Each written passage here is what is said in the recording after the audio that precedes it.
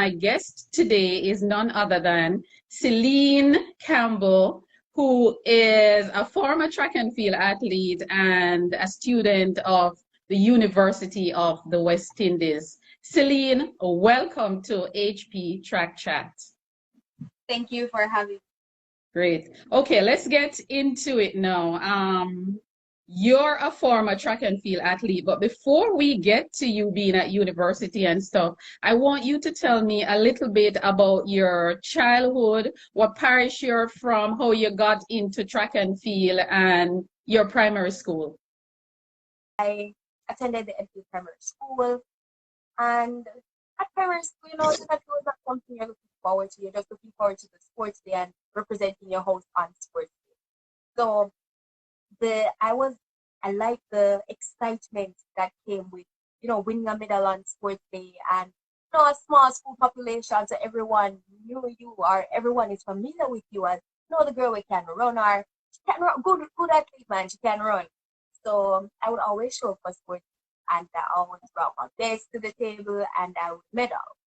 So if it is that you medal at sports day, usually move on to what we refer to as DA sports, and that was an octave at a place we call the Grace Company. So from here, or at here rather, you would come into contact with athletes from other primary schools. So that's where the real competition was. So I never usually made it past BA though, So we would do it's like sports, your school sports day, then BA, then parish, and then champs. But I never made it to parish, therefore I never knew how champs look at that level. So nonetheless, I wasn't daunted. I still went ahead, represented my school, and at BA, the relay team is what would give me the excitement. So after you were at primary school, you competed and then you made a transition to St. Mary High School. Did you get a scholarship or it was through GSAT or? Scholarship, I didn't pass parish. So like no one was interested, right? No coach would put it that if you're not performing at the level that they would want you. I mean, it's high school. They're preparing you for champs at high school. So if they don't see a potential at the grassroots level, then no one would be interested to say, come to my school, come represent us or anything like that. So I ended up at St. Mary High because of GSAT. My pass is broad. So I didn't go to St. Mary High School with the intention to pursue track and field. I didn't see that something that I wanted to do. As I said, I only do it at sports day because of the excitement that came with it. So going on to St. Mary High School, I started as a regular student, and it's pretty interesting how I ended up doing track and field. So I have this friend. She's currently in the United States, representing University of Minnesota. She's doing track and field over there. So we did PE. It was on a day we had physical education, and the coach for the track, he's the one who taught us. So he was like, we just doing something fun, and he lined up all the students in the class, males and females, and we were to run. So on the parade square, so it wasn't a very long distance, so we run nonetheless. And it turned out that I came about first or second behind another guy in the class. And she looked at me and she said, are you coach one on the team, man? Are you coach one on the team? And I'm like, what? No, girl. You were doing multiple events. How is it that you ended up doing so many different track and field events? All right. So at sports day, the thing is, at primary school, there was no organized level to it where, okay, you just do the long distance or you do the sprint. If they see that you can the sprint, you can the long distance, they're putting you out there to run because it's all about the points on sport. So I managed well though the short distance. I didn't see myself as a long distance not at primary school. So I usually do the 100 and the 40, right? Because I said to you, once you go to the event, they're putting you in the race. So the short distance sprint that we did today on the court while at St. Mary High, I guess they thought I could sprint because the outcome was good, so they thought I was a sprinter. So it's not like I made up my mind that should I sprint or should I do the long distance? because I'm like, long distance too long. Who wants to be running for so long? So the short, get it over with, and that's it. Okay? So when she told me that coach, somebody coach would want, I was like, yeah, maybe not. So she encouraged me, continue. So I gave it. And I'm like, oh, it doesn't hurt to at least try out. So I remember one day we had, in grade 7, we have what is known as sports day among the class. So each class would come and we were practicing. They would allow this because this is something that I think it was the grade 11 students that they would do for their team, right? So what they did was assign each of them to a class, each student, they assigned them to a class and they would train up. So I said, all right, I'll represent my class because I see where can run and win a race. So I'm willing to represent them. And they put me up against Abby. Her name is Abigail, for short, Abby. So we were practicing the evening on the field and they gave us the 400 to run. It's a practice event and it was me and her in grades. Now, at the time, Abby was an athlete. Abby had come to the school with the intention to join the track team. I did. So they put us to run the 400 and I won.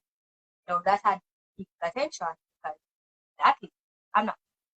But, I look, should I put it, plenty, but still win because So to fast forward now to champs, did you make it to girls champs or Eastern champs for St. Mary High? Yes, because after that day and I won the race, I got the coach's attention. So I was encouraged to come to training and I was placed on the team. And from there, they saw me as a 400, 200 athlete. So my first year in grade 7, I went to champs, right? And I didn't perform like I should. I was very nervous, to be honest, because this is the big thing. I never run in spikes. I never seen the National Stadium before. So this was a big stage for me. So Wow. when I was put up there to run the 200, I didn't qualify. I didn't qualify to go any further. So that's where my champs journey ended for my first year. So it was a good experience. Very much disappointed because, you're on TV, so many people are seeing you. But as I said, I'm no big athlete, but I still felt that I let my school down. And I was like, no, man, I don't like this. I want to come back again next year.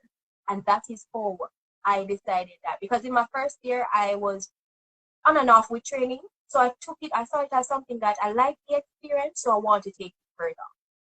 And so, yeah, that's basically how it started.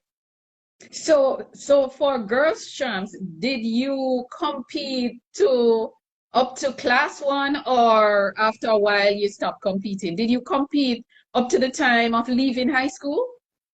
Yes, from the moment I started track in grade 7, I took it straight up to grade 13. So I've been competing for my school and been representing them at champs. I started off doing the 400 as I would have mentioned. And I think it was because class 4 don't do 800. So I think it was in my class 3 year.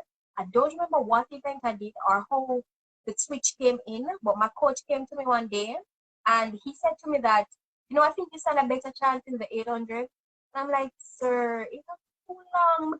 I can't so long. And, he was like, we can get there, man. I see you have the potential. I see you medaling over that distance more than you can. The chances are that you can get a medal in the 800 more than you can in the 4. And so we did this. Okay. And that's You graduated from St. Mary High in 2020. You graduated in the height of the pandemic. No champs was held that year. Were you getting ready to go to girls champs with the hope of getting a scholarship to go to a university at the end of your junior career? Did that affect you any at all? To be honest, it didn't. What I realized is that the closer I got to finishing high school is the more, should I say, distant I became from track and field. Like physically I was there, but mentally I wasn't having it. I had injuries, shin splint, hamstring injury, and it was like getting to me. The performance, the results were not what I expected, even though that's a part of the game. Win, we lose, I will get up again. But I realized that no, I'm just doing this because I'm seeing, especially at Eastern Champs, I can get my school the point. So I don't think this is something that I want to continue with. That was the mindset I was gathering. So what had happened was in 2020, when we were supposed to go to boys and girls, I was going to, if it had been that COVID hadn't came in, I don't think I'm not sure if I would have ended up at champs that year, because I had hamstring injury. So it was just Eastern champs for me. I just went there to compete for Eastern because I did the 400 at Eastern, came second, but I hopped through the whole race because of the injury. So it was that it may have affected some of my colleagues or my teammates, but it didn't affect me because I know that based on my performance, I didn't have the time to take on a scholarship. So it was just academics for me that would actually be the trick. Right. So coming forward now to university, you were a part of the debate team, you were on the track and field team. How did you manage what was your strategy to manage all these extracurricular activities and academics in order to get to university where you wanted to go? So what I often admired about myself, and personally even said it to me, is my ability to manage my time. It's all about priorities and knowing that you want this, you want that, but who are you going to get them? You know that training starts 3 o'clock once school is and can go until like 6 o'clock, and the body's tired after all of that work. And so by the time you get home, you just want to sleep. So at the end of the day, I realized that I am not as good of an athlete as I would want to. So my chances of getting a scholarship, they're limited. So what I had to do was set the priorities straight. You want to represent your school, you want to still be engaged in a curricular activity, nothing is wrong with that. But push academics first. So what I usually do is once I get home, get some rest, and I wake up back and attack the school. Because I realized that for me, I had to create the balance in order to make sure that where tracks fail, because I saw where it was, I saw it coming. Academics would come in. So I had to manage my time. I tried to wake up back early to get assignments done. If it is that I had 3 sessions during the day at school, I tried to get the assignments done. So once after training, I can go home and get some sleep. It was very stressing, very, very stressing, because if you know that it's really hard to wake up in the early morning saying that you're studying. So sometimes I wake up and want to sleep, and I'm like, why do I do this track thing for? Because I'm not seeing where I'm going anywhere with, and I have my schoolwork to do. But at the end of the day, I was determined because it has been working for me. So being that I was now in grade 12 or 13, it never make any sense to just drop it like that, because I wanted to represent my school. So you just had to get that mentality and create a timetable that would work best for you. You're from a parish and a high school. You're from St. Mary. You went to St. Mary's High. Both that parish and that school produce some top entertainers and top athletes. I'm not sure if you know the name Nicole Mitchell, but St. Mary's High back in the day had a top female athlete by the name of Nicole Mitchell, who she did very well at champs. She went on to Wolmer's Girls School and, of course, university abroad. Aileen Bailey is also from St. Mary. She went to Very Technical and she did well for Jamaica. Tanya Stevens, who is one of my favorite artists, is from St. Mary. She also went to St. Mary's High. Lady Saw is from St. Mary Capleton. So St. Mary is known to produce good talent both in the arts and in sport. Were you influenced by any of these great people from St. Mary? Well, I often heard about Jacqueline Hughes. She was one of the athletes who represented St. Mary High when they had won girls' champs, I think. When they had won girls' champs, I often heard about her, and if she stood as a personal motivation for me, no, she didn't. But I knew there was this athlete from there were athletes from other schools who I knew about, and I was like, when I was training, like sometimes I would say in my head, I want to be like this person, I want to be like this person. Name me one of those athletes. Who are one of those athletes? Well, her name is Natalia White, and she used to attend From St. Jago. Yes, we are friends, I would say. because I knew her cousin very well, and that's how I got to know her. And knowing that she trained hard, because I've heard, she'd tell you about her experience with it. So I was like, I want to be like Talia, I want to be like Talia. That would just give me the drive, finish the program at the end of the day. But unfortunately, the turnout as it should. And maybe at one point I thought that this was a waste of time or my dreams died, but it turned out not to. You spent 2 years in sixth form.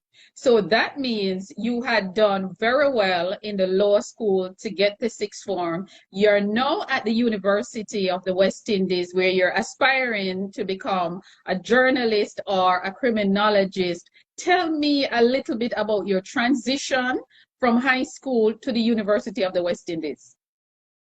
All right. Should I just add to it that in my last year, I was actually not nominated. I was the deputy head girl for the same high school. So, that was another, let's say, role on my hand or duty that I had to carry out, along with being an advocate and a debater, and of course, being a member of the drama club. My transition, completely different from my other expected. Main reason, of course, was that COVID came, and this was not what I was looking to, because you're leaving high school with, should I say, top profile per se, being so engaged.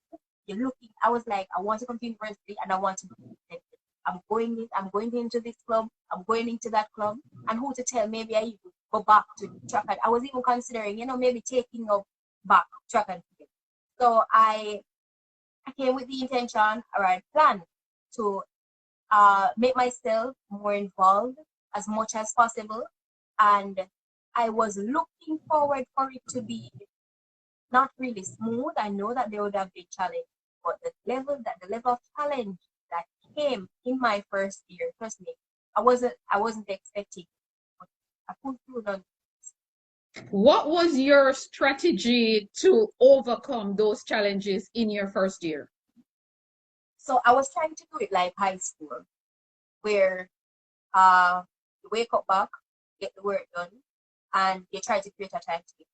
But here it was much harder, at the university level, it was much harder, because whereas in high school, you have quite a few assignments, you do like 5 subjects in 6 form or so.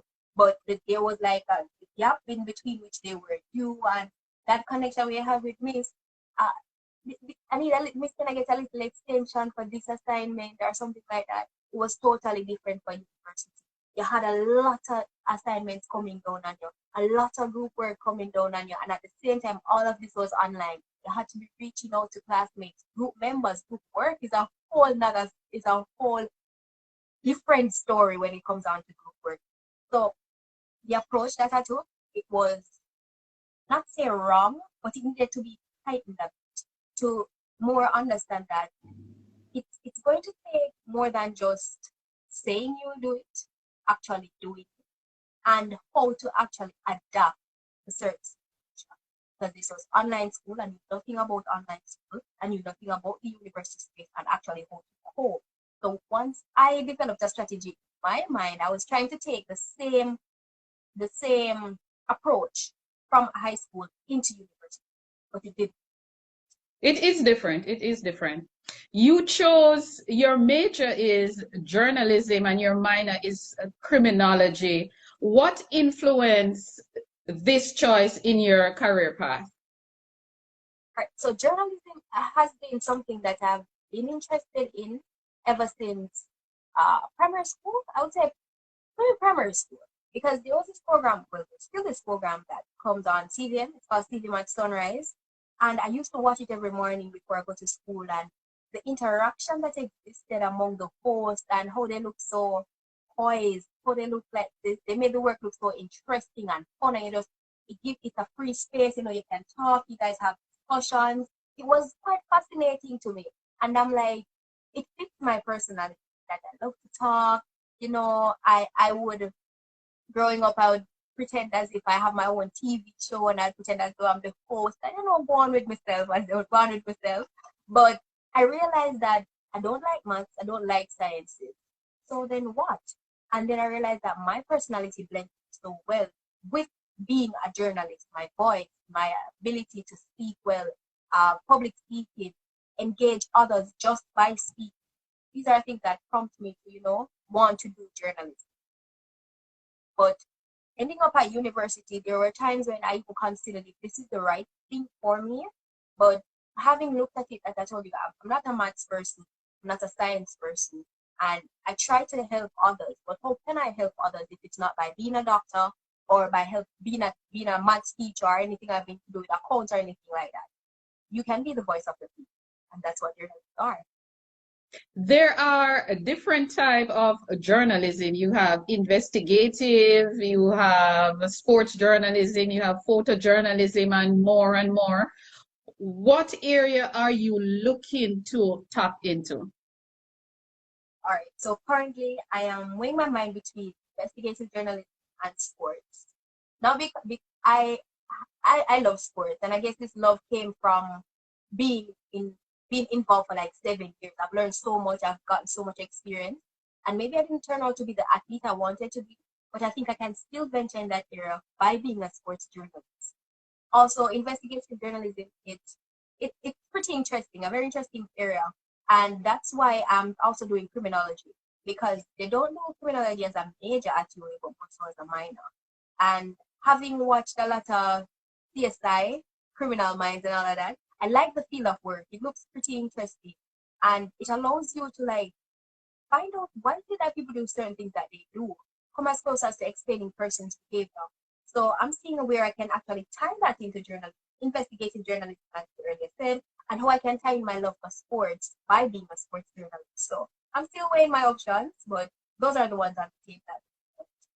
So as it is now, I hear your passion for journalism, I hear your passion for sports. So as it is now that you're at a higher level of education, are you doing anything physically in terms of getting involved in journalism stuff, whether you're, interviewing people, those little things that can help to shape your craft and to get you to be more confident. Are you involved in any clubs or anything like that?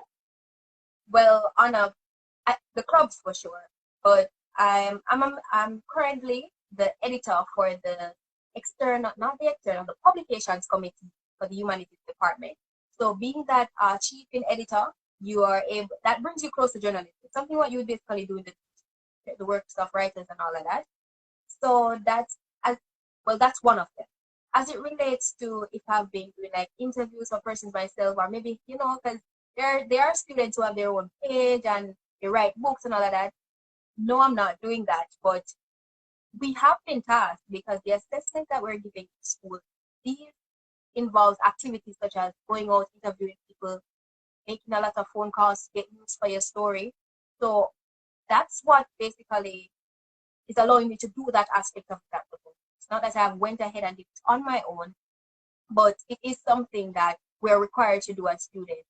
And actually doing it, it will come even a better opportunity to do it would come through my internship that we're expected to do in our second to third year. So I'm looking forward to that as well, giving me a feel of what actual work will be like. I have done interviews in terms of like job interviews, as well as, well, this is my actual first time doing an interview with someone with a YouTube channel. So I gladly took up the opportunity because I'm seeing where, as a journalist, this can actually help with my speech, even putting myself out there as a student and once a student. Okay, social media is a big part of the new era, and you're a part of this era.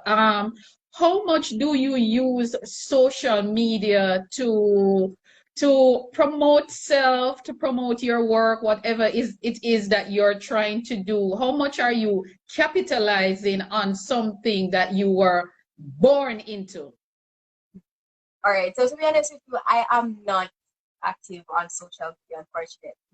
I use Instagram and Twitter every now and then, but it's really like to get news updates rather. I try my best, not to say that I'm trying my best to stay away, but I don't post a lot.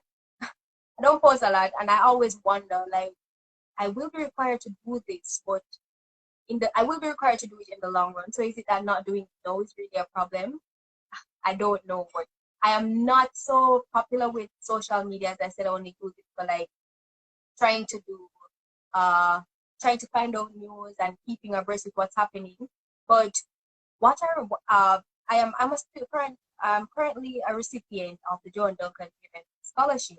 And one of the opportunities that came out of being a scholarship award is that they have this app, and I don't know if I should use this platform to promote the app. It's called the CFG app, otherwise known as the Conversation for Greatness app. I was asked to actually do a promotion for the app, or a little advertisement, encouraging people to actually join the app. And the person who asked me to do it, she actually liked the video and is interested in asking me, trying to get me to do more for them. And Very good. I'm glad he said yes, because I'm like, this is an opportunity to put myself out there. I'm Yes. not so up with social media, but here's an opportunity to make yourself known, and who to tell, it could escalate to greater things.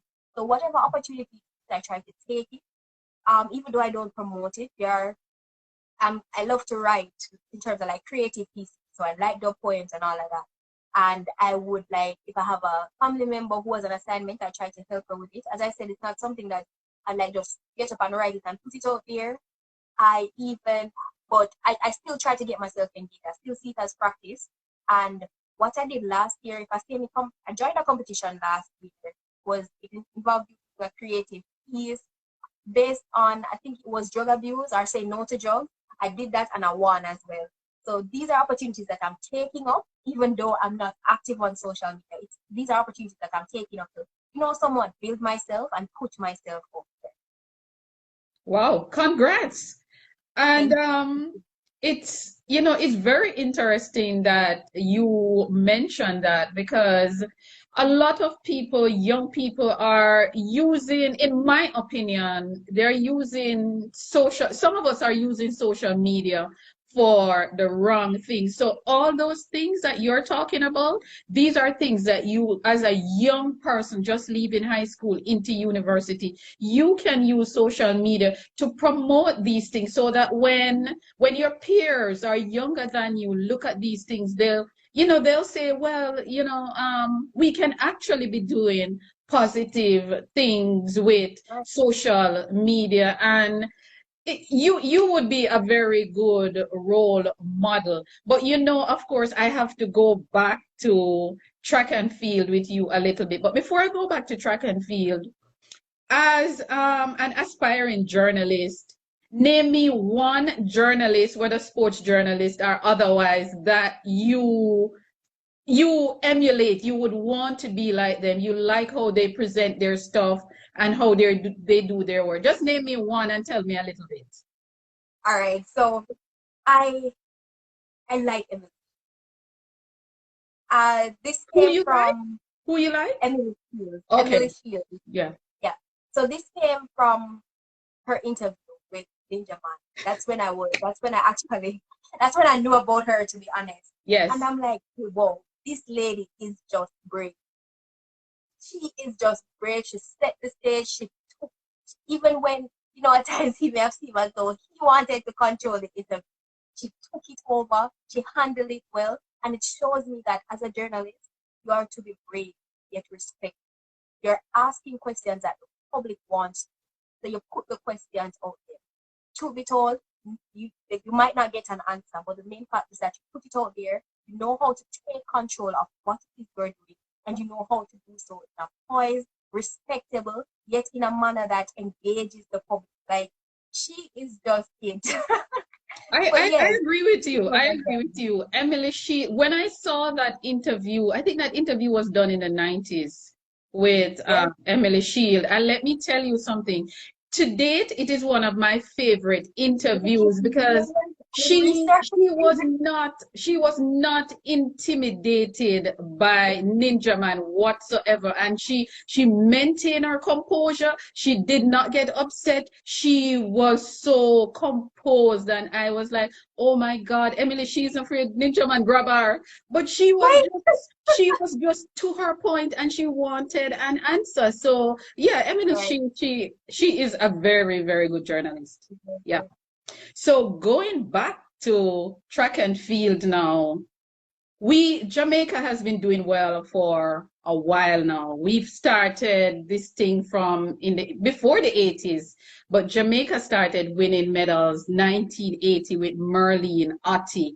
And we continue the trend. Veronica Campbell brought it into the 21st century. Shelley, Elaine, Karen, Natalia, Kemba, all those female athletes that we have doing big things. What are your thoughts on the female track and field program in Jamaica? I want to hear a little bit from you.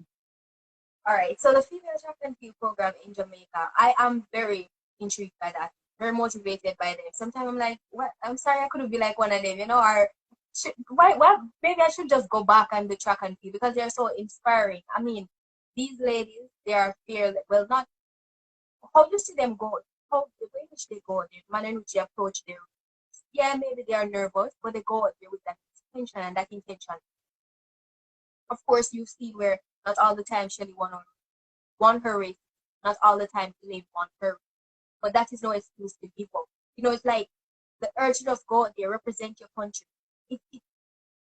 The songwriter says when you're winning is a sweet story, and that is no joke. So when I look at them, I'm like, these athletes are athletes that put in the work. And even I think it was, if you realize that some of these athletes, they weren't popular in high school, because Elaine Thompson, I think she was saying that I think some issues were going to champs in her last year in high school.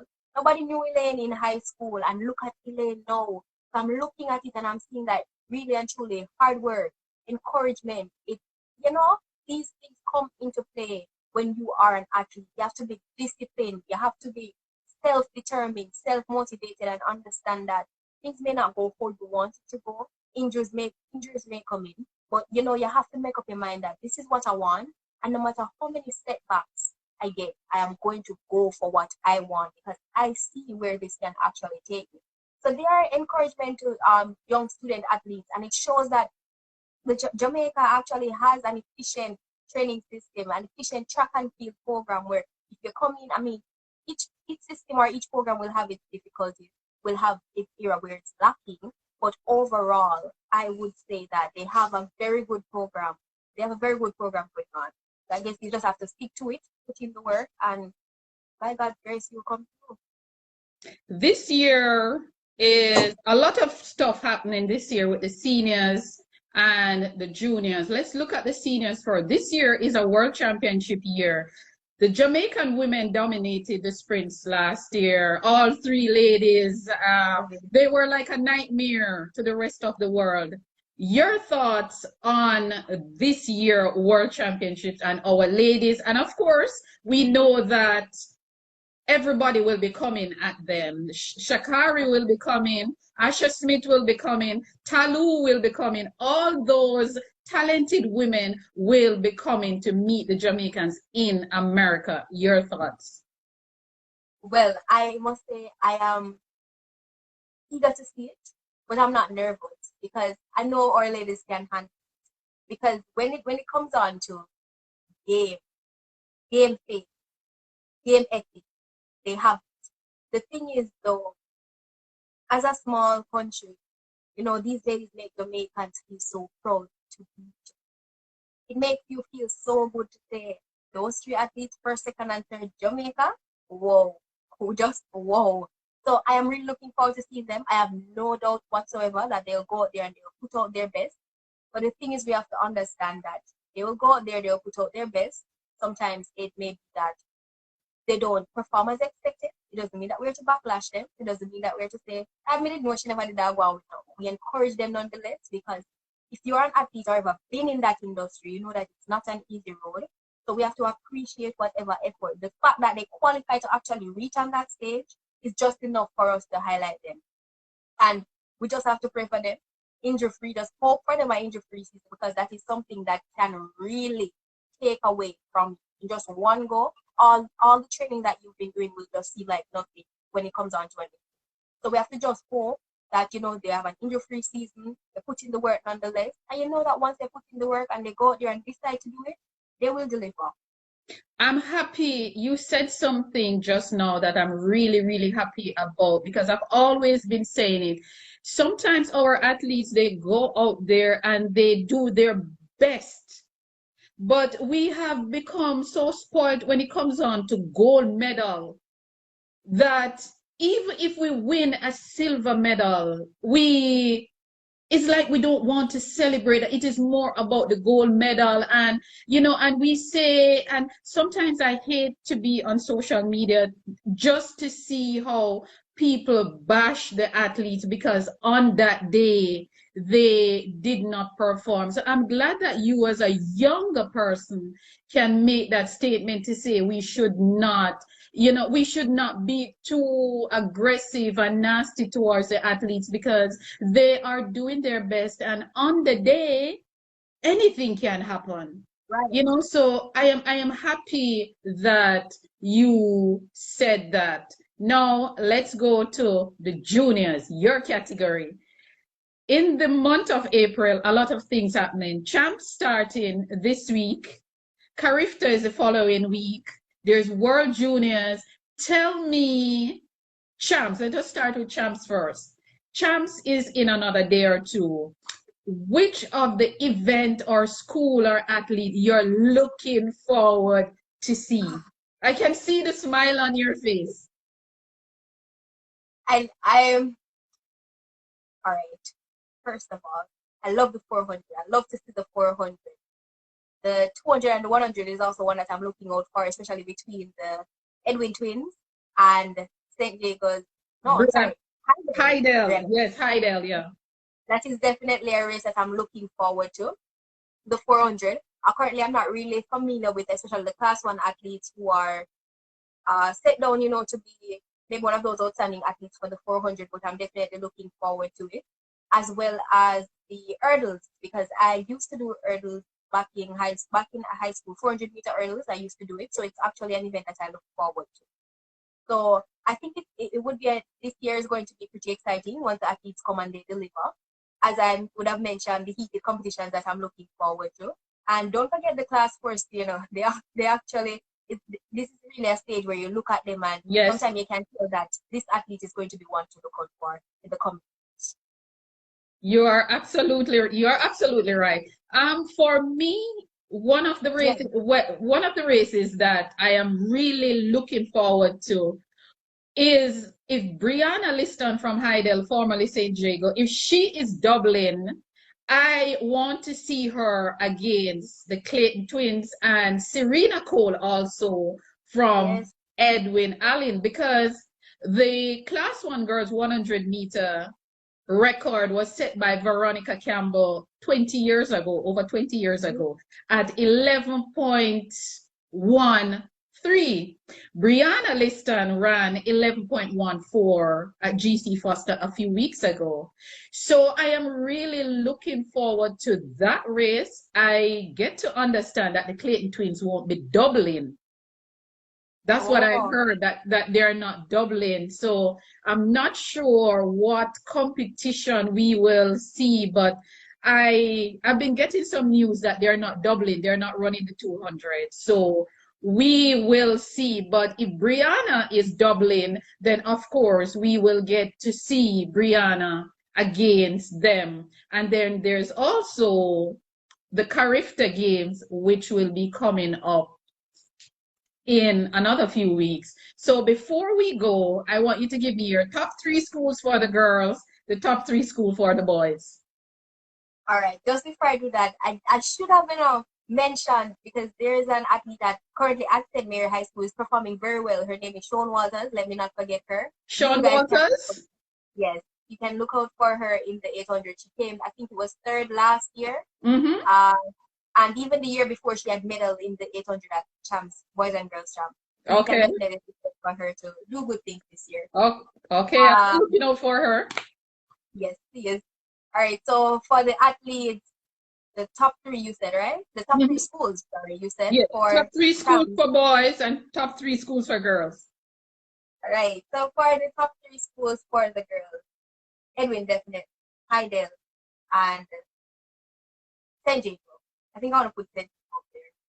And for the boys, KCJC and Calabar, of course. Yeah, So why you had to put my school at third? Why you had to put Calabar at third? But I agree with I you. put it in any order. Yeah, I didn't put it in I any totally order. agree with you. I'm a So you're a Calabar, Calabar fan. yeah, I'm a Calabar supporter, but I am objective, and it is going to be, or it should be, a ding-dong battle between Kingston College and Jamaica College. Definitely. Yeah, I think that's where it will be. I give Jamaica College the edge because they are very, very rounded. They have a very rounded team. KC also have a very rounded team, but JC is very strong in class one. They have a super class one team from the 100 all the way back to the 1500. So they have some talented boys in class one who I'm sure will be doubling up on some events. So, but it is going to be, I think it is going to be a super champs, Definitely. so I'm looking forward to that from now. I'll be starting to wear, a matter of fact, I'm going to be starting to wear my colors from tomorrow. So I You're am attending on looking, all days? yeah. You'll be attending on all days? No, I won't be able to be there because I'm not in Jamaica right now. But I have everything set up to watch. I buy my one spot media because I like the TVJ coverage. Going back to journalism now, I love the TVJ coverage because TVJ have some of the best track and field analysts in the region. No Have to doubt respect. about that. Mr. Hubert Lawrence, Bruce James, Ricardo Chambers. Oh my God, I love to listen to them because they give you extensive in-depth coverage. They're not just telling you about what is happening on the pitch. They can go back in Right. history and tell you that this athlete ran in class 4, 5, Yes, 6 years ago.